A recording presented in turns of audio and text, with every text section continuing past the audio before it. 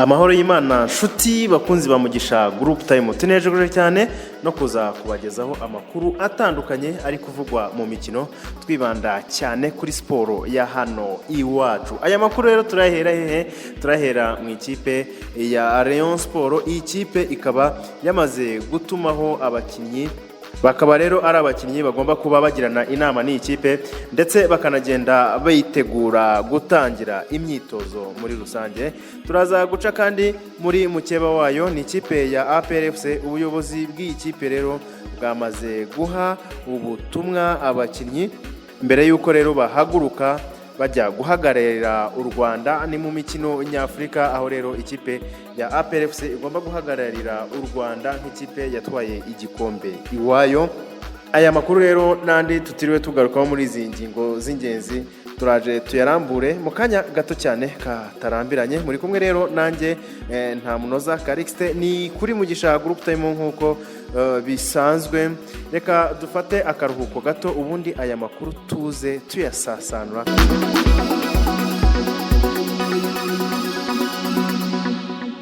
Ikipe ya Rayons Sport yamaze gutumizaho inama y'abakinnyi izaba mu gitondo cyo ku munsi w'ejo, no kuvuga ku munsi wa gatanu, ikazabera ku cyicaro gikuru cy'ikipe. Ni icyicaro rero giherereye hariya Kimihurura. Biteganyijwe rero yuko bazarebera hamwe amabwiriza ajyanye no gusubukura imyitozo kuri ikipe muri rusange. N'abakinnyi b'ikipe rero bose basabwe kuzaba bari Kimihurura ni ku itariki ya 10 Nzeri 2021 ku isaha ya 3:00.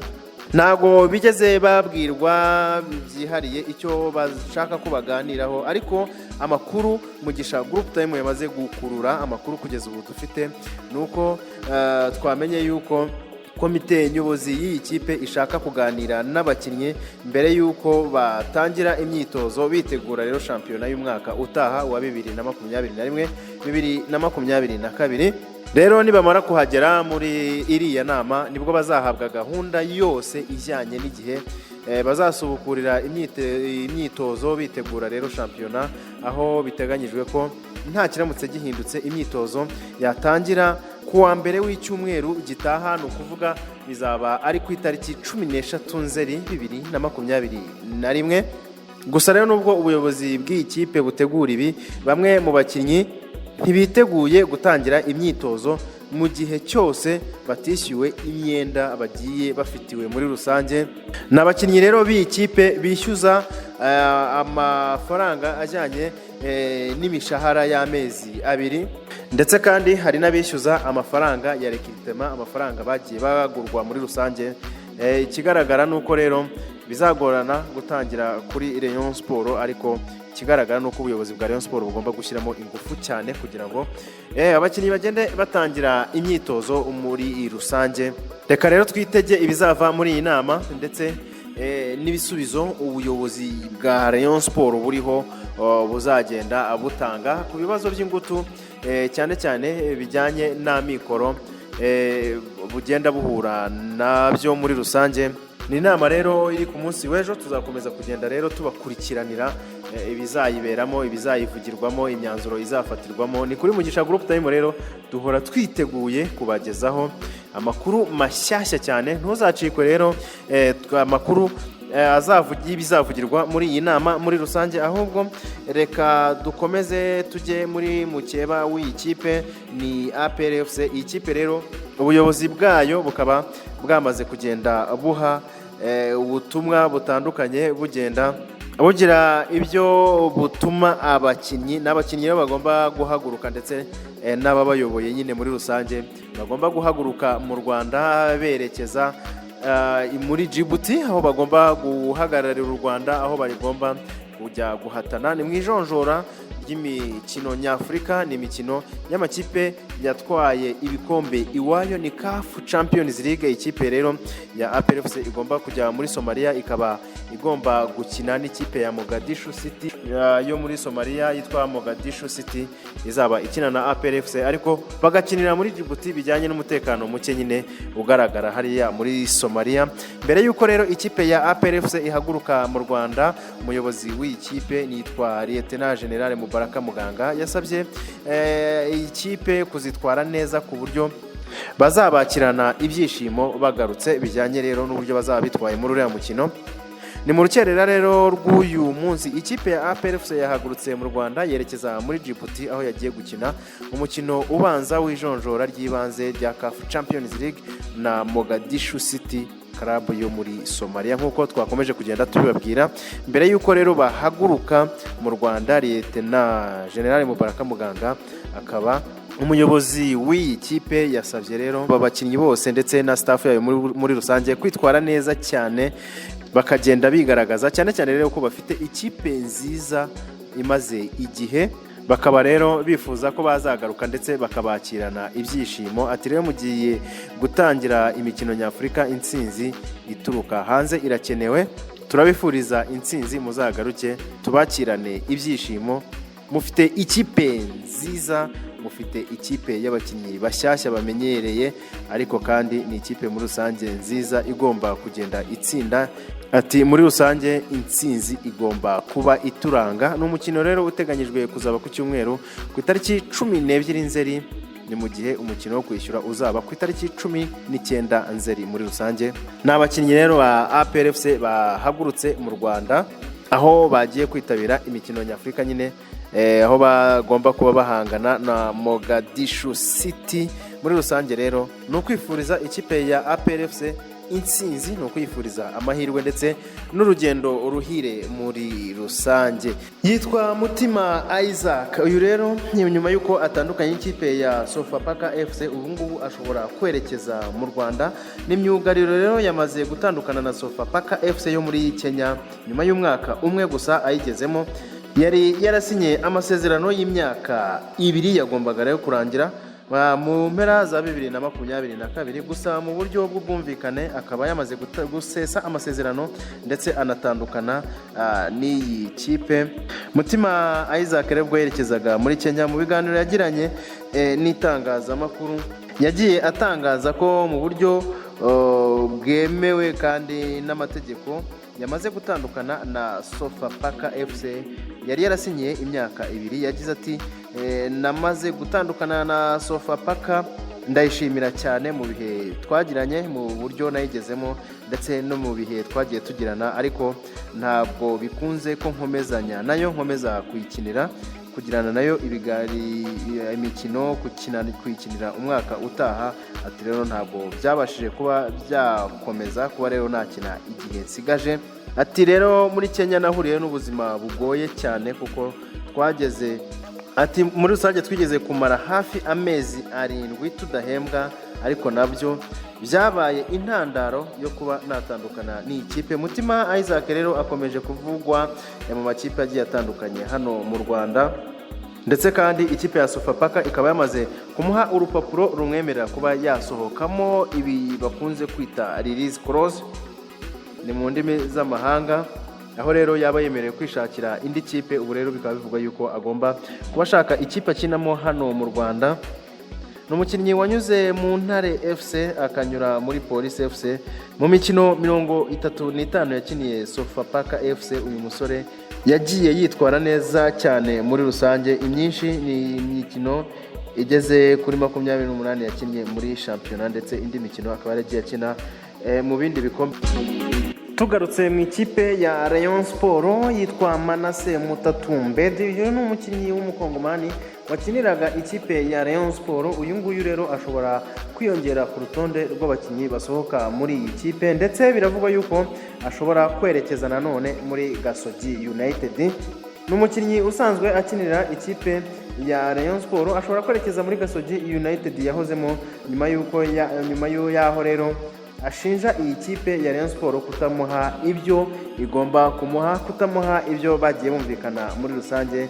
Ni ikibazo rero cy'amikoro cyakomeje kugenda kivugwa mu ikipe ya Rayon Sport, kigakomeza kuba ikibazo cy'agatereranzamba gikomeje kugenda kivugwa muri Rayon Sport.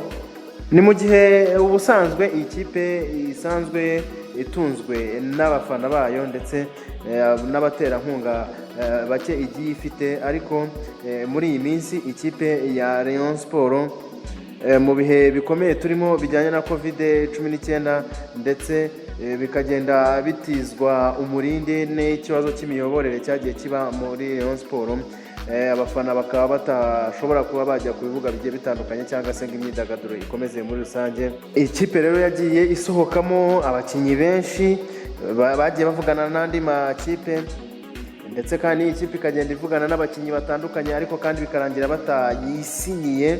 Cyo byagiye byerekana muri rusange nuko ikipe ya Rayon Sport nta bushobozi ifite bwo kuba yakitwara neza ku isoko, bwo kuba yagumana abakinnyi beza ifite cyangwa se yagura abandi bakinnyi beza. Bijyanye rero n'ikibazo cy'ubushobozi gikomeje kugenda kiba ikibazo cyane, kigenda kiba ingorabahizi, kikaba gikomeje kugenda kibera inzitizi ikomeye kugeza n'ubu. Rero bakaba bafite ikibazo cyo kuba bakwishyura amadeni agiye atandukanye. Iyi kipe igenda isanganywe muri rusange, ubuyobozi buriho bwagiye buyisangana, ndetse na bamwe mu bakinnyi bakaba bagifitiwe amadeni, aho rero kandi iyi kipe igomba no kugenda ishaka amatike yoherereza abakinnyi bazagenda batangira imyitozo, dore ko bivuga yuko bafite inama bagomba guhura n'ubuyobozi bw'iyi kipe muri rusange. Kugeza ubu rero abakinnyi bagiye bari kure na kure bakaba batarahabwa amatike agomba kubagezaho. Iyi nama izabera ni ikimihurura.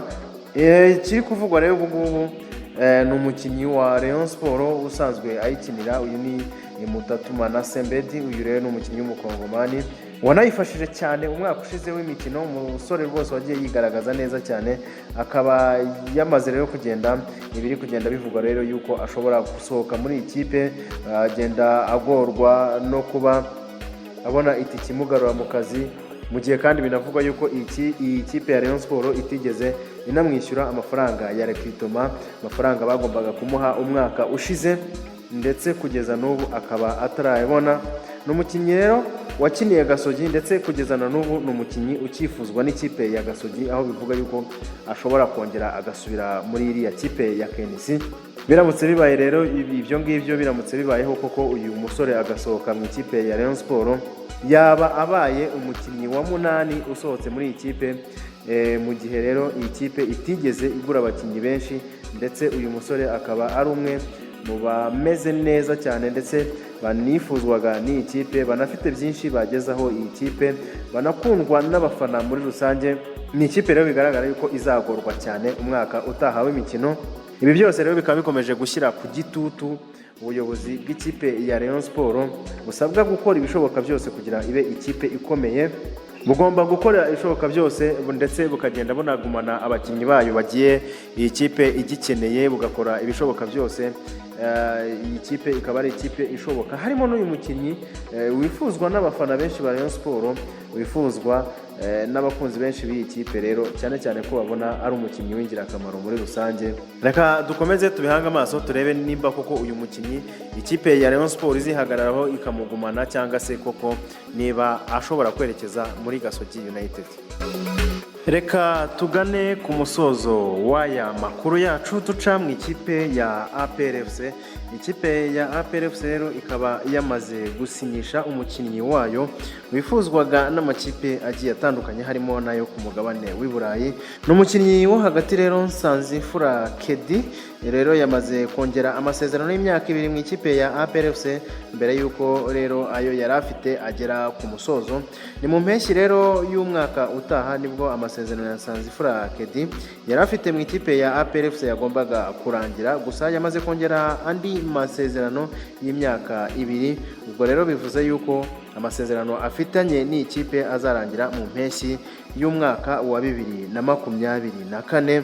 Uyu mukinnyi w'imyaka 18 y'amavuko rero mu mwaka ushize uyu mukinnyi nibwo yatangiye kwifuzwa n'amakipe yo hanze nko mu gihugu cya Polonye mu cyiciro cya mbere, aho rero yagombaga kwerekeza muri Mata, akaba rero yasinya muri iriya kipe ariko ntibikunde.